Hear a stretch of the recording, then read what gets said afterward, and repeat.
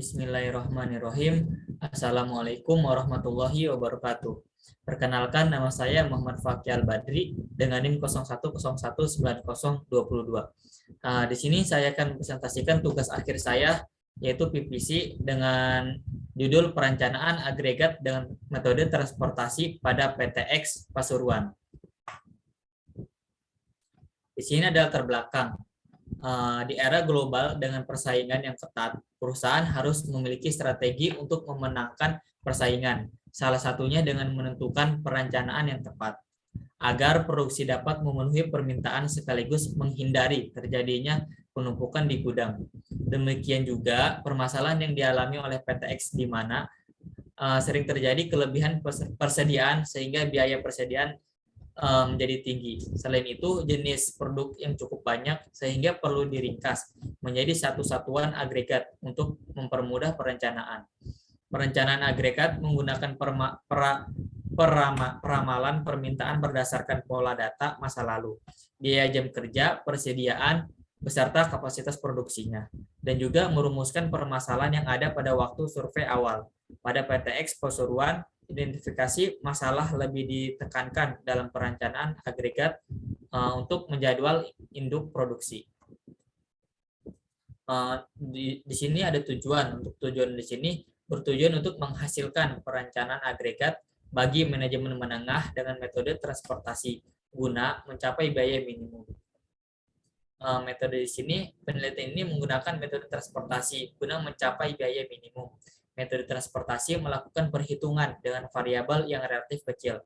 Jika variabel penambahan, pengurangan tenaga kerja dilibatkan, maka model transportasi akan menggunakan biaya denda atau bisa disebut penalty cost akibat aktivitas tersebut.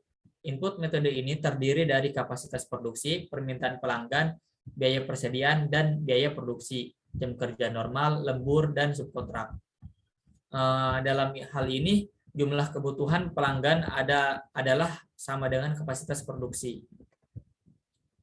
Di sini ada hasil dan pembahasan. Dalam tabel permintaan, di sini ada tabel permintaan tiap jenis produksi dan biaya produksi. Bisa kita lihat di sini perakhirannya itu ada 4 bulan, yaitu bulan Mei, Juni, Juli, dan Agustus. Untuk permintaan di bulan Mei ini ada 500 dan bulan Juni ada 800, bulan Juli ada 1.700 dan Agustus 900. Untuk kapasitas produksi di sini ada waktu reguler, lembur, dan subkontrak. Untuk waktu reguler di bulan Mei ini ada 700 dan bulan Juni ada 800, bulan Juli 900 dan Agustus 500. Untuk waktu lemburnya di sini dari bulan Mei sampai bulan Agustus itu dia sama 250. Dan subkontraknya juga dari bulan Mei sampai Agustus itu sama juga, dia konstan 500, konsisten. Di sini ada persediaan di awal Mei sebesar 100 unit.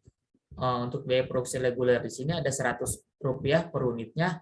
Untuk biaya produksi lemburnya ada Rp125 per unit. Untuk biaya subkontraknya ada Rp150 per unit.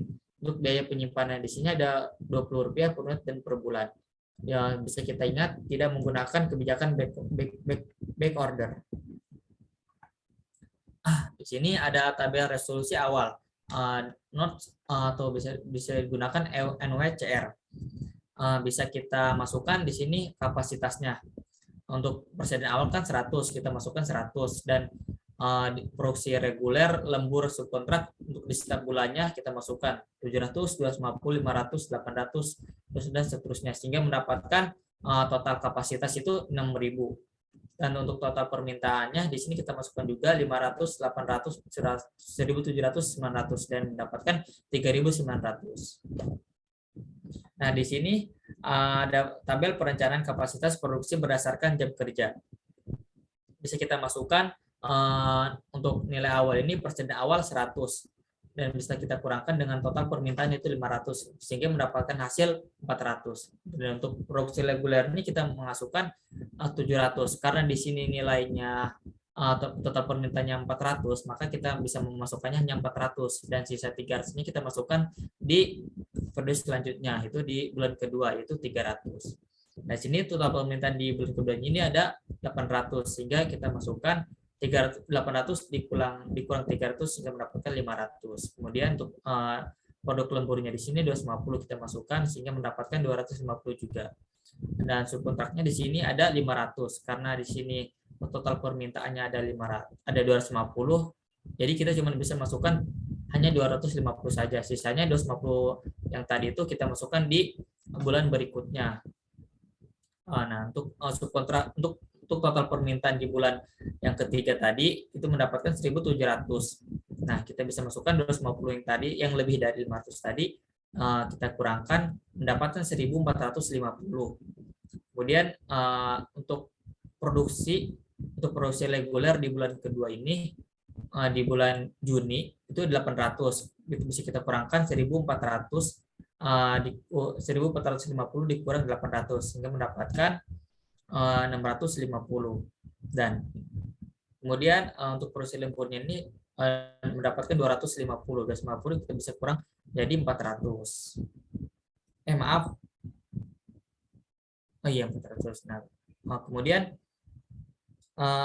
bisa kita lihat subkontrak di sini dia 500 kan. Cuman sisa total permintaan di bulan ketiga ini cuma hanya 400. Jadi kita bisa memasukkan hanya 400 saja. Dan 100-nya kita masukkan ke bulan 4, yaitu bulan Agustus. Nah, bisa kita lihat total permintaan di sini ada 900. Tadi 100, 900. Jadi yang 900 tadi dikurang dengan 100 hasil 800. Dan untuk reguler di bulan 3 ini kita masukkan 800. Jadi 800 ini sudah habis. Maaf, untuk reguler di bulan ketiga ini kan 900. Cuman sisa dari total permintaan di bulan keempat ini yaitu Agustus cuman 800. Jadi 100-100-nya kita masukkan ke unit capacity. Sehingga kita mendapatkan dummy yaitu 2.100 dan biayanya itu 450. Di sini ada tabel kesimpulan. Untuk tabel kesimpulan di sini di sini ada 4 periode. Periode 1 di permintaannya kan 500 dan perancangan produksi di jam regulernya ini ada 700 dan lemburnya 250, untuk subkontraknya ada 500 dan ending inventory-nya itu 1.050 dan di periode kedua permintaannya 800, regulernya di jam regulernya 800, jam lemburnya 250 dan subkontraknya 500 dan ending inventory-nya 1.800. Kemudian di periode ketiga di sini permintaannya 1.700, jam lemburnya itu 800 dan lemburnya 0, subkontraknya 0 hingga ending inventory-nya 900. Dan periode keempat di sini permintaannya 900, jam lemburnya sudah habis 0, lemburnya sudah kosong, subkontraknya kosong dan ending inventory-nya kosong sehingga mendapatkan total di setiap permintaan 3.900, untuk jam regulernya 2.300, jam lemburnya 500, subkontraknya 1.000 dan ending inventory-nya totalnya itu 3.750 sehingga mendapatkan biayanya ini 517.500 rupiah. Bisa kita lihat di sini kan total persedannya 20 rupiah dan biaya regulernya 100, biaya lemburnya 1.125, biaya subkontraknya 150. Di sini ada kesimpulan. Untuk kesimpulan di sini, perencanaan agregat dapat digunakan oleh manajemen menengah untuk merencanakan jadwal induk produksi selama 4 bulan. Yang tadi bulan Mei, Juni, Juli, dan Agustus. Untuk periode pertama, periode 1 sampai dengan periode 4, yaitu bulan Mei, Juni, Juli, dan Agustus, jam kerja yang digunakan adalah jam kerja normal dengan kapasitas produksi. Untuk periode 1 adalah 700 dan sedangkan periode kedua yaitu 800 dan periode ketiga 800 dan periode keempat itu sudah kosong, sudah 0. Jadi untuk total biaya produksi berdasarkan jam kerja reguler setelah 4 bulan yang tadi ini adalah 517.500 rupiah. Jadi cukup sekian dari saya. Apabila ada kata yang salah, mohon maaf. Wassalamualaikum warahmatullahi wabarakatuh.